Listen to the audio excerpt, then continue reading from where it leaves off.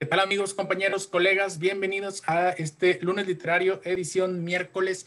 Esta semana elegí hacer el lunes literario en el miércoles porque es el día de la salud gingival, el día de la periodoncia, el día del periodoncista, como quieran llamarle. Es el día, digamos, en el que todos debemos de tener conciencia, ya seamos periodoncistas, odontólogos de otras especialidades, odontólogos generales, estudiantes de odontología, pacientes, en el cual debemos de tener en cuenta, muy en cuenta nuestra salud gingival. Y por eso mismo, porque estamos de manteles largos, el día de hoy traigo un lunes literario un poquito modificado y con un tema muy especial que a mí personalmente me gusta mucho. En esta ocasión escogí un artículo que es buenísimo, yo creo que debería ser considerado un clásico, incluso es considerado un clásico, y ahora no lo voy a hacer como normalmente lo hago, ahora voy a dar como puntos claves nada más para ser breve. Y pues bueno, no nos detengo más y les presento nuestro artículo. Tratamiento estético para la erupción pasiva alterada. ¿Qué es la erupción pasiva alterada? Pues es básicamente cuando los dientes no concretan su erupción. Hay que recordar que la erupción tiene dos fases, ¿no? La erupción activa y la erupción pasiva. La erupción activa es lo que nosotros, o bueno, lo que todos conocerían como erupción, ¿no? Cuando el diente erupciona, digamos, de más apical hacia su posición coronal. Y la erupción pasiva es un proceso gradual en el cual la inserción epitelial de los tejidos gingivales migra apicalmente de del esmalte coronal, del esmalte de la corona, a una posición estable un poquito más coronal de la unión cemento-esmalte. Entonces, esa es la erupción pasiva, cuando digamos, todos los tejidos de inserción, el epitelio, el tejido conectivo, como ese collarín, migran de la parte, digamos, de la parte más coronal, donde están posados nada más en esmalte, se van colocando justo coronalmente de la línea cemento-esmalte. Entonces, cuando hay una erupción pasiva alterada es cuando ese proceso de la erupción pasiva no se concreta y por eso los dientes se ven como más cortitos, ¿no? Por ejemplo,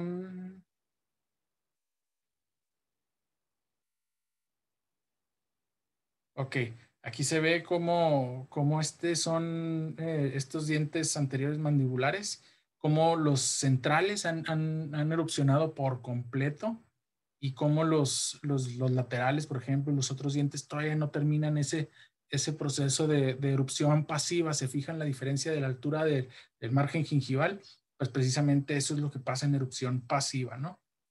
Y bueno, aquí hay que notar o hay que informar, porque esto es lo interesante de este artículo, como la clasificación de las alteraciones de la erupción pasiva alterada.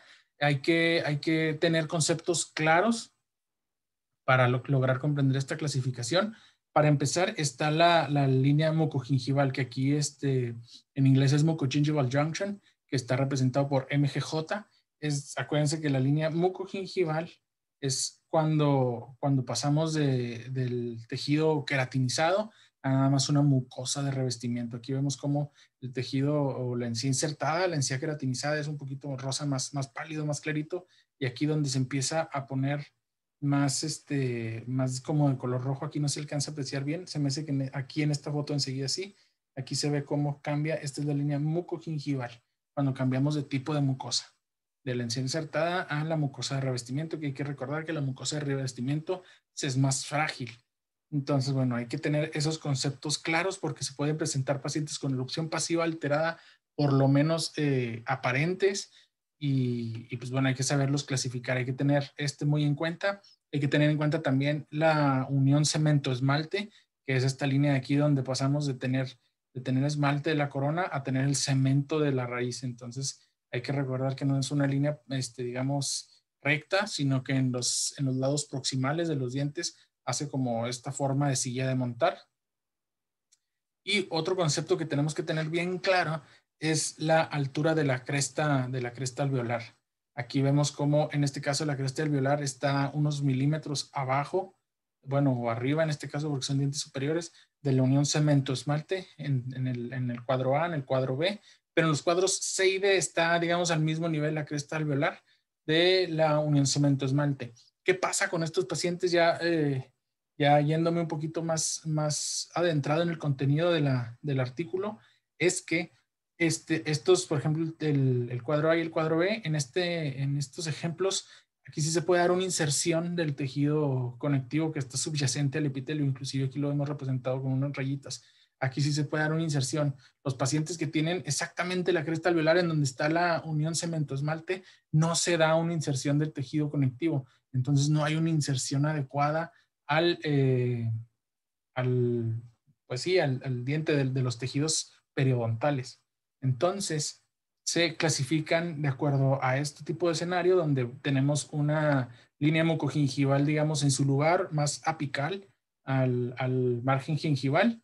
Aquí lo tenemos, aquí tenemos este tipo de erupción pasiva alterada donde vemos que la encía recubre una parte de la corona del diente. Sin embargo, hay buena cantidad de tejido queratinizado y hay esta inserción de las fibras del tejido conectivo aquí entre la cresta alveolar y la línea de la unión cemento-esmalte. Entonces, este es un tipo de pacientes o este es un tipo pues dentro de la clasificación. Es una de las opciones que tenemos. Aquí tenemos que la línea mucogingival está prácticamente a la misma altura de la unión cemento-esmalte, incluso está más coronal de la cresta alveolar. Aquí no tenemos una buena cantidad de tejido queratinizado, que hay que recordar que el tejido queratinizado es esencial para tener una salud periodontal y una estabilidad de los tejidos periodontales adecuada. Entonces aquí vemos que no hay una buena cantidad de tejido queratinizado, es básicamente nada más, pues si se pudiera decir así, yo sé que la papila está de este lado, pero es básicamente nada más la papila. Y aquí tenemos el tercer tipo, donde sí tenemos también tejido queratinizado bueno. Sin embargo, aquí la cresta ósea no permite que haya una inserción del tejido conectivo en el cemento. Y aquí tenemos donde en mi opinión es como que lo menos ideal que nos podemos encontrar, donde no hay una buena cantidad de tejido queratinizado y además no hay inserción del tejido conectivo en el cemento. Entonces tenemos 4 casos. Y de estos 4 casos se dividen en 2 tipos, tipo 1 y tipo 2. El tipo 1 de la erupción pasiva alterada es cuando la línea mucogingival está apical a la cresta alveolar. Por ejemplo, este sería tipo 1 y este sería también tipo 1. Y en cambio el tipo 2 de la erupción pasiva alterada es donde toda la encía insertada, el tejido queratinizado, como les mencionaba ahorita, está localizado en la corona anatómica con, una línea mucogingival al nivel de la unión cemento-esmalte. Entonces, este es el tipo 2. Tenemos 1, 2, 1, 2. Y dentro de ese 1, 2, de esas 1, 2 clasificaciones, vamos a ponerlo, aquí las tenemos también. Y vamos a ponerlo aquí. Aquí tenemos básicamente la misma clasificación. Hay que recordar que la clasificación 1 es cuando hay suficiente tejido queratinizado, que tenemos la línea mucogingival apical a la unión cemento-esmalte del diente. Y la 2 es cuando lo tenemos básicamente a la misma altura, que no hay suficiente tejido queratinizado. Y la erupción pasiva, después, otros tipos de erupción pasiva es el tipo A y el tipo B. Cuando la cresta alveolar en el tipo A, en el subgrupo A, es cuando la cresta alveolar está a una distancia normal, que es 1 o 2 milímetros apical a la unión cemento-esmalte, así, y que permite la inserción del aparato gingival, la inserción del aparato gingival en el cemento, digamos una inserción normal, ¿no? Entonces, ese es el tipo A, y aquí dentro de los tipos, pues bueno, podemos ver que el tipo 1 de inserción pasiva, erupción pasiva alterada, es cuando tenemos buena cantidad de tejido queratinizado y tenemos también ese espacio de 1 o 2 milímetros para que haya una inserción del aparato gingival. Y también el otro subgrupo A, aunque no tenemos una buena cantidad de tejido queratinizado, tenemos ese 1 o 2 milímetros para que se inserte el tejido conectivo y pueda, o bueno, aquí, así como lo menciona aquí el artículo, el aparato de fibras gingivales que se puede insertar en el cemento. Entonces, obviamente, el subgrupo B de la erupción pasiva alterada es cuando no tenemos ese espacio para que se inserten las fibras del aparato gingival de inserción. ¿Todo para qué? En este artículo está buenísimo, pero como pueden ver está muy largo, son de 19 páginas que se los recomiendo, no puedo dejar de recomendárselos si les interesa el tratamiento de este tipo de afecciones o de patologías, de condiciones, no se lo pueden perder porque está muy completo. Sale la etiopatogénesis, salen además fotos de los tratamientos, salen, miren aquí por ejemplo podemos ver que, bueno, no se ve la cantidad de encía creatinizada de inserción, pero podemos ver que es un paciente del subgrupo B, porque la cresta ósea o el nivel óseo está básicamente a la altura del tejido de la unión cemento-esmalte. Entonces, bueno, también te explica en el artículo qué tiene que ver este tipo de condiciones con la salud periodontal, porque es difícil para este tipo de pacientes tener una buena salud gingival, una buena salud periodontal. Los requerimientos restaurativos está muy, muy, muy completo. Ahora en este caso nada más voy a platicar de los tratamientos. ¿Cómo se diagnostica? Te indican cómo lo puedes diagnosticar clínicamente, cómo lo puedes diagnosticar radiográficamente, te hablan de las opciones más modernas, ya sea, bueno, si tienes no únicamente rayos X al alcance, pues bueno, esa es una opción, te explican cómo poder diagnosticarlo digo, nada más únicamente con rayos X. Cabe mencionar que se debe hacer con radiografías periapicales y también te dicen cómo lo puedes hacer con una tomografía, ¿no? Que es lo ideal, una tomografía computarizada, una tomografía con un BIM. Entonces aquí vemos cómo lo explican. Aquí básicamente se inserta una gutapercha en el margen gingival.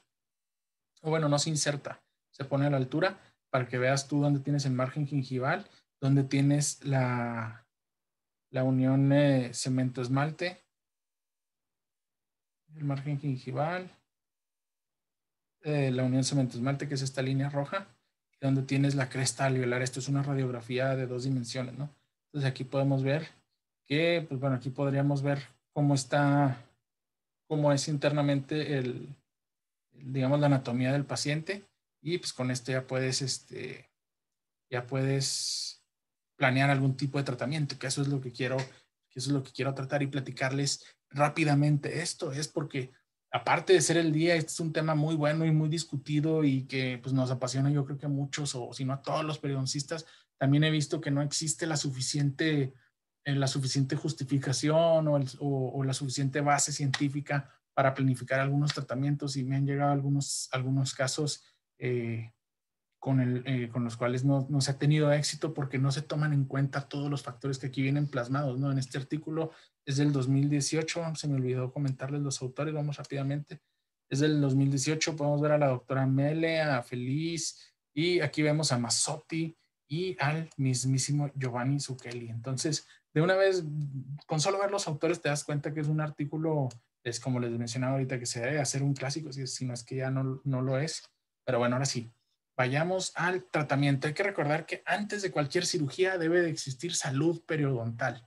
Entonces el paciente debe tener una buena técnica de higiene y cepillado, debemos de hacerle la profilaxis o la limpieza. Antes de hacer cualquier cosa no podemos andar operando en tejido gingival inflamado porque es más lábil, se complica más la sutura, las incisiones también tienden a ser más rasgables, entre comillas. Entonces, bueno, si necesita, pues se tiene que hacer un desbridamiento subgingival, antes raspado y alisado radicular, antes curetajes, ¿no? Entonces, bueno, eso ya se debe de tener ahí, se le debe de dejar cicatrizar, y ahora sí ya, o bueno, sanar, y ahora sí ya pasamos al tratamiento quirúrgico. Solamente hay 2 opciones de tratamientos. En realidad los tratamientos son relativamente sencillos. Sin embargo, no está de más platicarlo, ¿no? Para el tipo 1, subgrupo A, vamos a ver de cuál estamos hablando, es en el que tenemos buena cantidad de tejido queratinizado y además tenemos un buen espacio para que haya una inserción de las fibras del tejido conectivo en el cemento. Pues bueno, simplemente se le puede hacer una gingivectomía o una gingivoplastía. Nada más, ahí no hay necesidad de meterse en un remodelado óseo porque, pues bueno, están todas las condiciones para que se haga, ¿no? Simplemente aquí podemos ver que la encía bueno, el margen gingival no terminó de posicionarse, esa erupción pasiva nomás no se completó, pero vemos que la cresta alveolar y el espacio están ahí, ¿no? Entonces, no hay por qué hacer otro tipo de procedimiento. Bueno, y aquí también en el artículo se los recomiendo, se indica cómo hacer cada, o sea, hasta te platican cómo hacer cada incisión y cómo darles, digamos, la forma del margen gingival para que te quede completamente estético, como lo vemos aquí en la foto. Está buenísimo este artículo. Ahora sí, tipo 2, subgrupo A. Vamos a ver cuál es. Tipo 2, subgrupo A. Vemos que no tenemos una buena cantidad de tejido queratinizado de encía insertada, pero sí tenemos el espacio para la inserción de las fibras de tejido conectivo. Aquí el manejo ideal de este tipo de pacientes es un reposicionado apical. Y ya simplemente hacemos las incisiones, levantamos el colgajo y lo reposicionamos de una forma apical, de tal manera que este tejido gingival quede aquí, digamos, un poco más, un 16 más coronal que la unión cemento-esmalte, ¿no? De esa manera ya queda corregido este tipo de afecciones. Ahora, el tratamiento que vemos más en los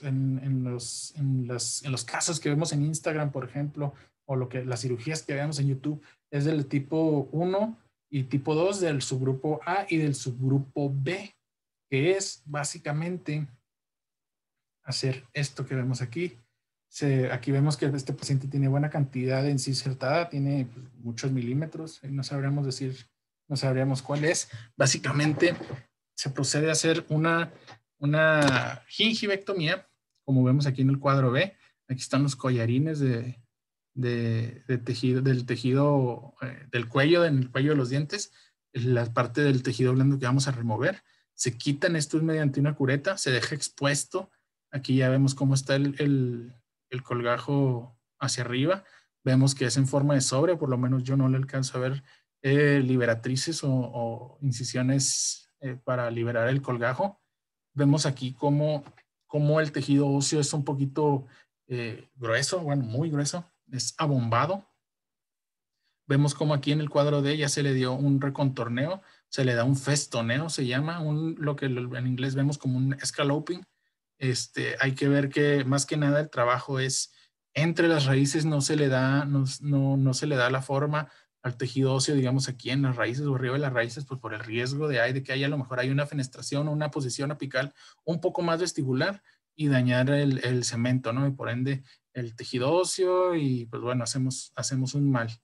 Entonces vemos cómo se da ese contorneo óseo, vemos también cómo se le deja, aquí es más evidente, incluso aquí en el lateral, en este central se ve un poquito, pero aquí en este canino es más evidente, ese 1 o 2 milímetros que se deja para que haya la inserción de las fibras del tejido conectivo. Vemos como las papilas nada más están desepitelizadas, no están completamente removidas, entonces de esa manera se hace más fácil que la papila quirúrgica se vuelva a posicionar ahí. Y aquí vemos en el cuadro E cómo se reposiciona a través del colgajo y se sutura para que quede ahora sí como si nada hubiera pasado, ¿no? Y esta es ya la cicatrización. Básicamente eso es, y aquí en el artículo te platica todo lo que tienes que hacer, te lo da paso a paso para poder hacer este tipo de procedimientos que, bueno, son muy populares y son muy comunes en la práctica periodontal. Aquí vemos incluso otro caso, ¿no? Vemos aquí en este no tenemos el collarín de encía, de la encía marginal aquí sobre los dientes. Aquí nada más se hizo la incisión, se le hizo el remodelado óseo. Aquí vemos también cómo se deja aquí sobre todo en este espacio para la inserción de las fibras. Y pues bueno, aquí está ya recuperado otra vez. Aquí vemos que hay menos tejido conectivo que en el queratinizado que en el caso anterior. Sin embargo, es una muy buena cantidad todavía. Aquí vemos la línea mucogingival y pues bueno, son unos de pérdida, yo creo que son unos 5 milímetros. Aquí hay más. Entonces, bueno, y ya postoperatorio, pues bueno, hay un poquito menos, pero igual pues, tiene una muy buena cantidad de tejido queratinizado para tener una buena salud gingival. Esto ya se los platiqué. Bueno, aquí vemos cómo es, digamos, del lado palatino, cómo se observa. El lado palatino es un poquito menos comentado porque es un poquito menos necesario o menos de interés del paciente, porque pues bueno, ese lado no se observa, no lo observan las demás personas. Sin embargo, también se puede hacer. Y aquí lo vemos, ¿no? Y ya después se platica o se dice cómo lo puedes hacer flapless, cómo puedes hacer este tipo de procedimientos, o bueno, cómo puedes lograr estos resultados flapless. Sin embargo, menciona aquí que esta técnica, que también se te platica, no es aplicable en los casos de la erupción pasiva tipo 2B, que es esta, porque aquí volvemos a lo mismo, no hay una buena cantidad de tejido queratinizado y dejarías la cresta ósea, pues bueno, ya en el lado de la masa apical a la línea mucogingival, y puede tener repercusiones para la estabilidad de la salud periodontal del paciente después. Y ya como conclusiones, se